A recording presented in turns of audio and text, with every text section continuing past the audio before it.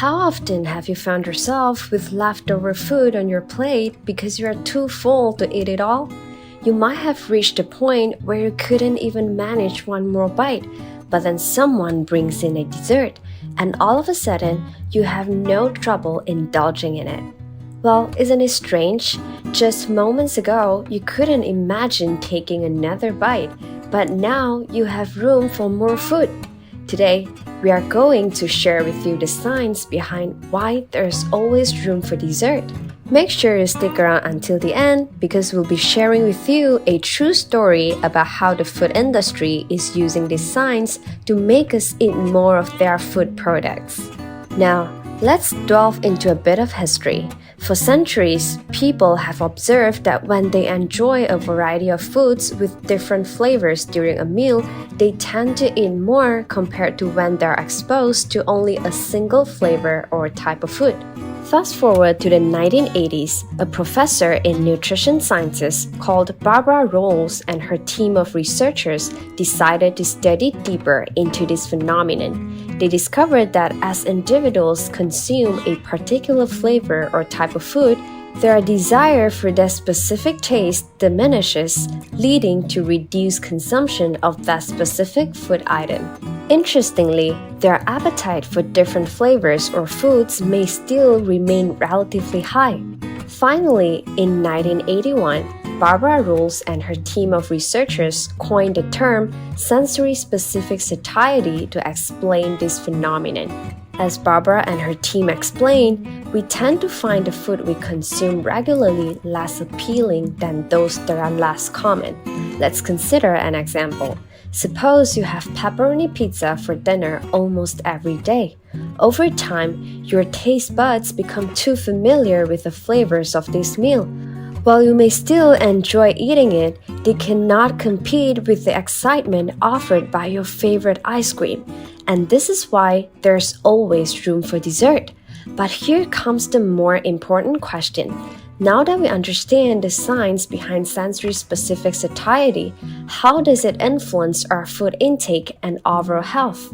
Undeniably, sensory-specific satiety offers several health benefits. Firstly, it promotes a more balanced and well-rounded diet by preventing us from becoming too fixated on a single flavor or type of food. This inclination to vary our food choices during a meal is advantageous for overall nutrition because different foods provide different nutrients. A diverse diet ensures we receive a wide range of vitamins, minerals, and other vital components necessary for good health. This in turn reduces the risk of nutrient deficiencies and leads to better overall well-being. The second benefit is appetite regulation. Sensory-specific satiety plays a role in moderating our appetite during a meal. As our interest in specific flavors diminishes, it helps prevent overindulgence in a particular type of food. This mechanism aids in controlling portion sizes and overall calorie intake.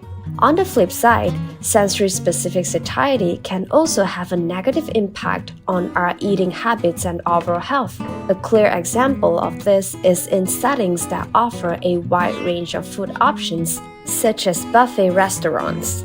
Buffet restaurants typically offer a wide variety of food choices, encouraging us to sample as many dishes as possible. In such scenarios, sensory-specific satiety can work against us by overriding our brain's fullness mechanism as our taste buds continue to remain interested in the different options available. This tendency can result in overeating, leading to an excessive calorie intake, which in turn can contribute to weight gain and potential health concerns. Hey, are you learning something new so far? If you love what you're learning, make sure to subscribe to our channel so that more people get to benefit from this video. Alright now, before we delve into the true story of how the food industry leverages the sciences of sensory-specific satiety to manipulate us into eating more of their food products, let's explore 3 tips on how we can make sensory-specific satiety work for us and not against us. Tip number 1. Plan your dessert. If you have no intention of skipping dessert, consider including it as part of your meal. Avoid eating until you are completely full and then reaching for dessert, as you are aware of how dessert can override your brain's fullness signals. Therefore, if you must have dessert, make it part of your meal so that you can enjoy it without exceeding your calorie requirement. Tip number 2, diversify your vegetable choices. Incorporating a variety of vegetables into your diet is beneficial not just because they have almost no calories, but more importantly, they are rich in vitamins and minerals. When you go for a diverse range of vegetables rather than sticking to just one type, you are more likely to consume larger quantities of them. This not only adds nutritional value to your meals, but also enhances the overall taste and enjoyment of your dishes. So don't hesitate to mix and match vegetables to maximize nutrient intake and flavors of your diet. Tip number 3, practice mindful eating. Mindful eating is a powerful tool to help you navigate sensory-specific satiety and maintain a healthy eating habit. It involves being fully present and engaged in your mealtime experience. Slow down, pay attention to flavors, listen to your body's cues, minimize distractions, and chew thoroughly. By practicing mindful eating, you can build a healthier relationship with food, better manage portion sizes, and make more conscious choices about what and how much you eat, ultimately supporting your well-being. If you are interested to learn more about mindful eating, check out the link at the top right corner where you'll be directed to our video that shares about 7 mindful eating exercises for eating mindfully. Also, if you are seeking expert guidance to support your weight loss journey through mindful eating, feel free to head down to the description box and check out the WildFit 90 Challenge program. Now, as promised, we have come to the final part of the video where we'll share with you a true story about how the food industry is using the concept of sensory-specific satiety to get consumers eat more of their food. Let's begin with the story of Howard Moskowitz, a renowned market researcher and psychophysicist. Howard Moskowitz earned his PhD in experimental psychology from Harvard University. After completing his education, he joined the United States Army with one important mission. His mission was to solve the crisis of soldiers getting tired of eating meals ready to eat, MREs, which are convenient packaged foods for military personnel. His mission held great significance because insufficient food consumption by soldiers would compromise their physical health and readiness to defend the nation. During this mission, Moskowitz applied principles of sensory-specific satiety to MREs. He recognized that diversifying the flavors, textures, and ingredients in these military rations could combat soldiers' flavor fatigue, enhancing their palatability and overall enjoyment. This approach successfully boosted soldiers' morale and nutritional intake. Subsequently, after gaining valuable experience with sensory-specific satiety in the Army, Moskowitz transitioned to the food industry.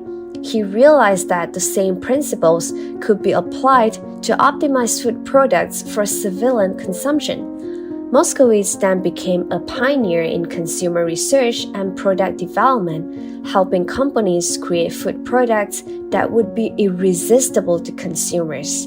His focus shifted to creating formulas in food products that would maximize consumption, similar to his efforts in increasing soldiers' food intake, except that now he's targeting civilians who don't require the same amount of food as soldiers.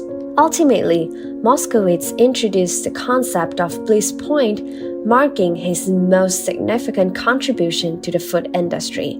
The bliss point refers to the precise balance of flavors, textures, and ingredients, notably salt, sugar, and fat, that render a food product extremely enjoyable to consumers.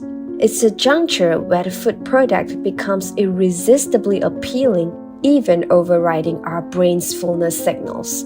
While the bliss point concept can be advantageous in military settings like MREs, where variety is essential to maintain soldiers' morale and nutrition, it can pose serious health risk in the civilian world. And the scariest thing is, since then, food companies have been using this concept to engineer foods that are highly addictive and irresistible. These foods are meticulously designed to hit the bliss point, compelling consumers to return for more.